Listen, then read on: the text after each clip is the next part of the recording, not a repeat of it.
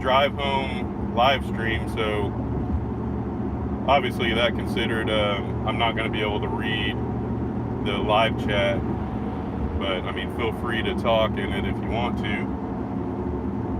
But just a lot going on in the world, and I haven't had a lot of time to be making videos and stuff. And the weather out here is not real great today, so it's kind of a slow drive home. So I figured that I would hop on here and do a little chatting.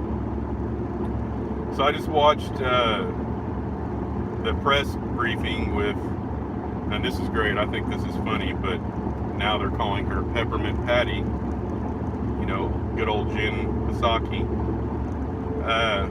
But a lot of what they were discussing was, what's going on in Ukraine and with Russia and everything.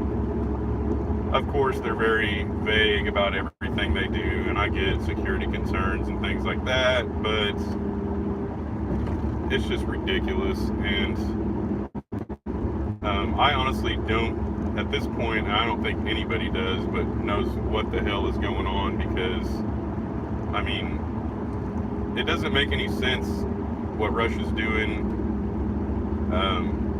even though they've been talking about it forever happening, war and all that.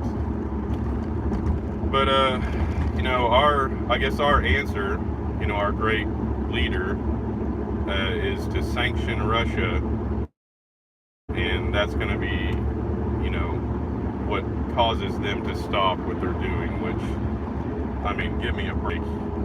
Everybody out there, as well as me, knows that that's not going to happen.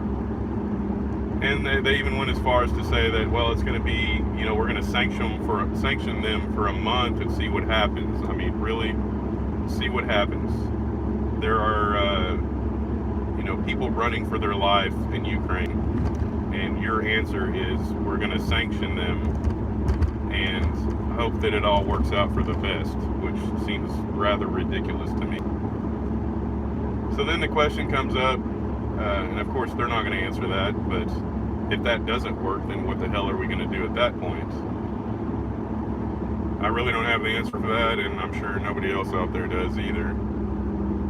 But it seems ridiculous that sanctions are our answer for everything anymore. And I mean, what kind of example does this set as far as, us just sanctioning Russia and just sitting idly by? How does that affect what's going on with China and Taiwan and stuff? I mean, I feel like this is merely a test for China just to see how we're going to react to all of this. And I can tell you, or at least my opinion of what I think is going to happen, nothing is going to happen. It seems like we are no longer the superpower, and I mean, we probably haven't been for some time now, but it's even apparent to the American people now that our great leader and leadership in the White House has no idea in what the hell they are doing. So the sanctions with Russia, I honestly don't see how the hell that's going to help when you're talking about, I mean, it's only going to affect the people that live there, the people that are hurt by all of this, not Vladimir Putin. This is not going to affect him. I mean, maybe in the big scheme of things economically, but I mean, we need Russia just as bad as they need us, as well as the rest of the world, right? Pretty much all they bring to the table at this point is, fuel and natural gas and things like that is pretty much what runs their economy. So with all this going on and, them being sanctioned and things like that, I mean, how is that going to affect Vladimir Putin? Well, it will affect the economy of Russia to a degree, but I mean, is that really enough to stop the man? I mean, he's on a mission, it seems like. With the USSR, falling like it did, it seems like that's all he really wants is to bring it back. So I don't see us stopping him with sanctions. It's going to take some actual boots on the ground and some persuasion, good old-fashioned persuasion. Or, with the whole cyber thing now, that seems to be the new way of warfare with everybody. And, we would be lying if we said that we didn't do it to other people as well. I know everybody's always pointing the finger at other countries and crybabying about how they're, hacking into our stuff, but I can guarantee you that we're doing that as well. I mean, why wouldn't we, right? It's the new Cold War for, things have changed quite a bit. So, but yeah, I honestly feel like this is just going to be a test run for China. They're just kind of waiting to see what the USA is going to do with Russia, and then they know how to move forward with what they're going to do. World War, right? All over the place. As well as, Putin giving all his warning signs that, any aggression is going to be met with severe consequences. I'm paraphrasing here, but basically, we don't want to go there, or anybody for that matter. So I don't know, we'll see what happens with that, but I think it's definitely going to affect the Russian people more than it is Putin, greatly, as well as the United States. I mean, look how expensive everything is now. Look at gas prices now. And even in that press briefing, it's ridiculous that they have no answers for anything. They want to push forward with all these great agendas and, oh, we got this, don't worry, the president is on top of it, but we don't have any information for you. And I understand security concerns and things like that, but come on now. Like, we're just going to sanction them and sit by? This country is failing on so many different levels. It is ridiculous. We are no longer a superpower. We are a laughingstock to these other countries. And they know this. I mean, all it takes is a little snooping online and going and looking at some foreign, media outlets to read that we're a joke. We're a laughingstock. So this is going to affect America greatly too, I feel like. I mean, you'd have to be blind not to see it, that gas prices are going to go crazy. I mean, they're already insane. And I know I don't have the blunt end of it. It's probably a hell of a lot better here in Oklahoma than it is, around the nation, like California and places like that. They're already looking at over $5 a gallon for gas now. So how is this going to affect them? I mean, I'm going to definitely be looking at $5 plus a gallon gas here in Oklahoma, I feel like, very soon. But how's that going to affect people in California? I mean, they already have a super high cost of living, and that's what comes along with it, living there.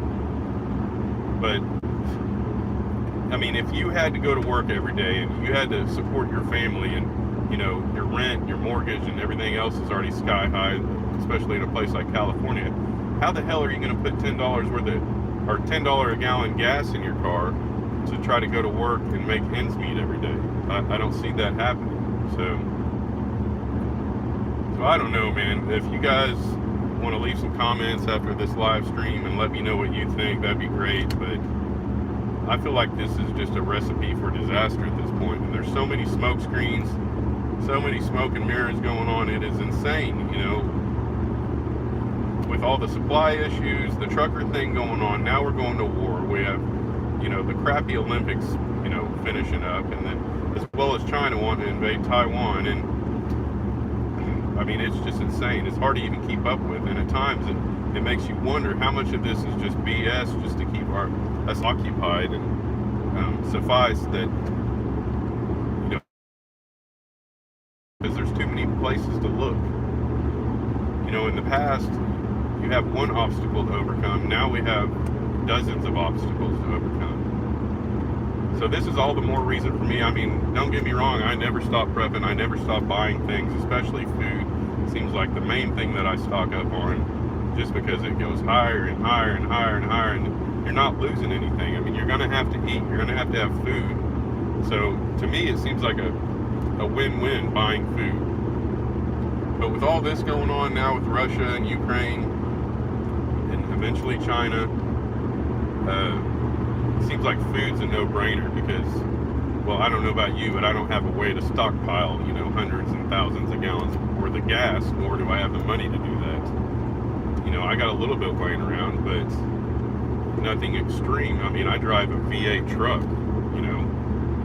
it, on a good day, I might get 14, 15 miles to the gallon, so it's going to get pretty tricky. I guess I'm lucky that I have a motorcycle that I can rely on. But, right now with ice and snow everywhere, I don't feel like that's an option. So hopefully this stuff cleans up pretty soon. But yeah, I would encourage everybody out there, if you have the means, prep hard, prep fast. Go out there and buy food, stock it back.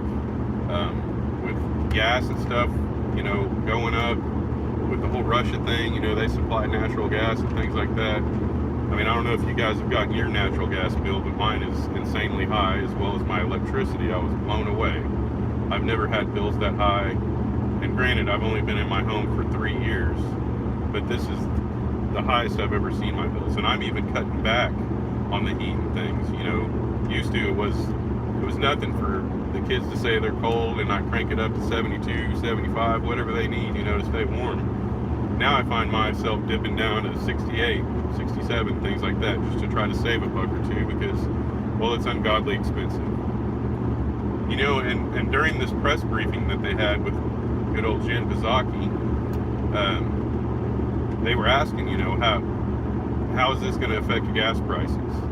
And, well, our great fearless leader, his answer was that, well, they're definitely going to go up, but not for very long. Well, how can you even make a statement like that? How do you even know how long it's going to last, or how much it's going to go up or down? I mean, they're just blowing smoke at this point. They have no idea, just as well as we don't. Or maybe they do know. I don't know. I mean, depending on how deep you want to go into conspiracy, for all we know, they're all in bed together, which wouldn't surprise me one bit.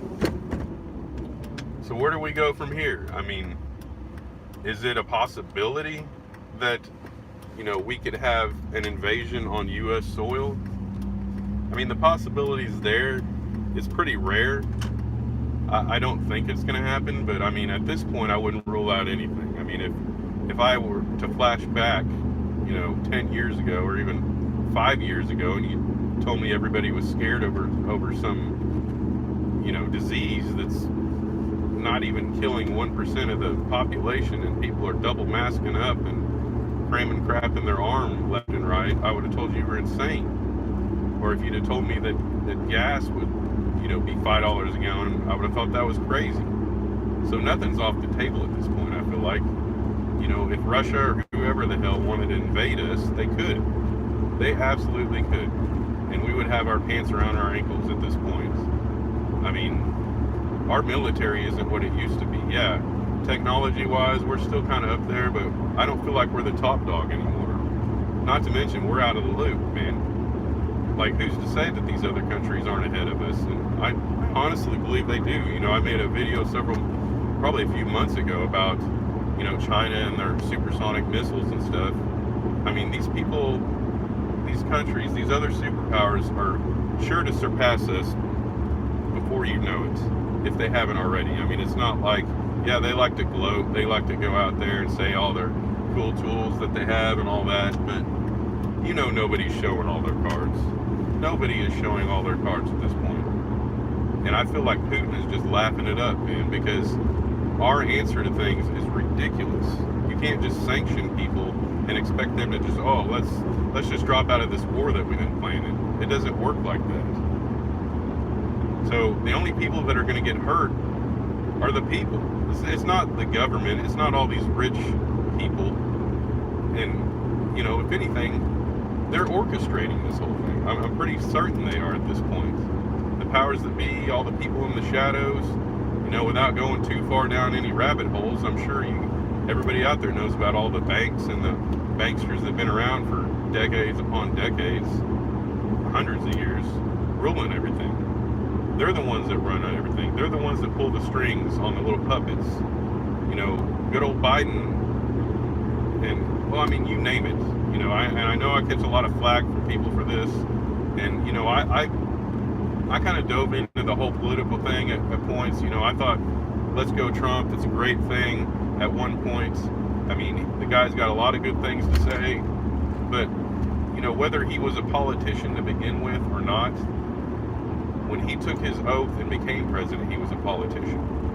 And in my mind's eye, any politician is crooked as hell, and they are not for your best interest whatsoever. And if you have any doubt about that, I'm sorry. We can agree to disagree. You're wrong, because there is nobody that's going to come save us at this point. Even if Trump comes, he's not our savior. You want a savior, you start praying to the man above, and maybe things change for the better. And it ain't going to happen overnight.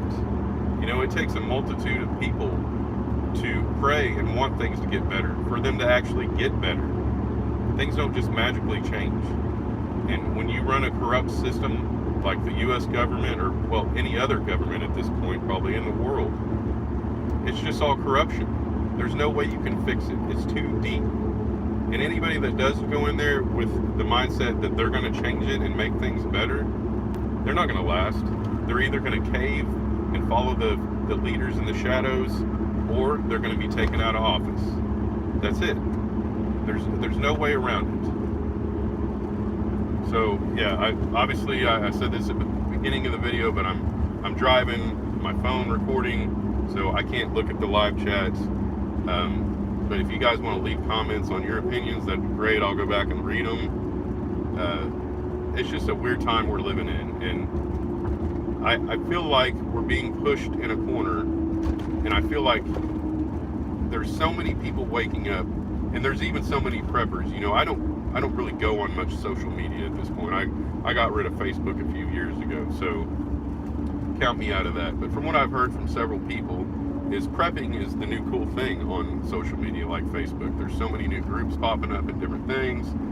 And whether you're one of those tactical guys that just buys all the crap and throws it in the corner and expects everything to be all right or not, or you're a diehard prepper and trying new things and trying to learn to homestead and live off-grid or whatever it may be. You know, I don't know how many in that group scene, but the fact is no matter how much you're prepping, the world's still falling apart. And I feel like more of this fear-mongering and stuff that goes on with war is imminent, and then now war is here, plus everything else. I mean, just social media in general is just, it's a poison. And in my opinion, people need to get off the poison. It's not helping one bit.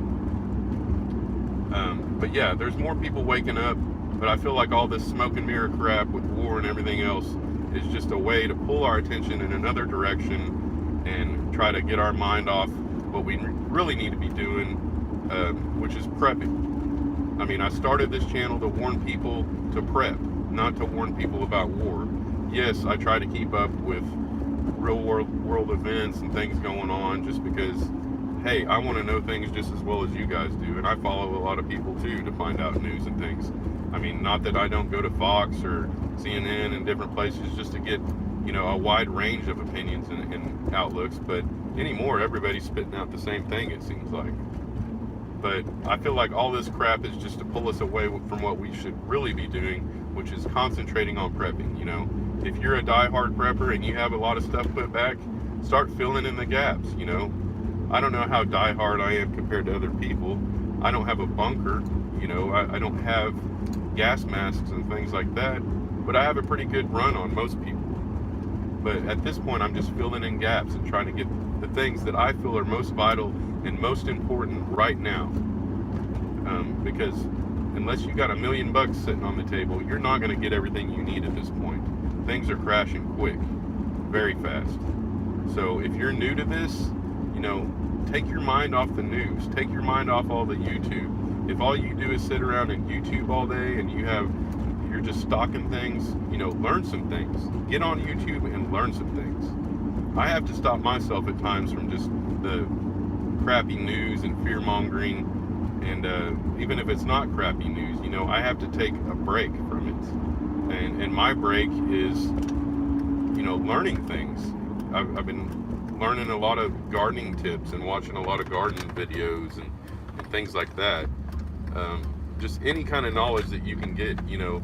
And in my opinion, it's inevitable. Sorry, my phone's flying around here. It's kind of icy. In my opinion, another great thing to do would be get books, you know, actual paper that you have in hand to learn, because who knows when an EMP is going to go up and just knock everything out. So the more materials and things you have to fall back on, the better. So that's pretty much all I had to say. I just wanted to hop on here and kind of get some things off my mind while they were fresh on my mind. I don't always have time to just sit around and make videos when I work 10, 11 hours a day and have the family and the farm and everything else to take care of. So, but as always, like this and subscribe if you haven't already, and I will catch you guys on the flip side. Later.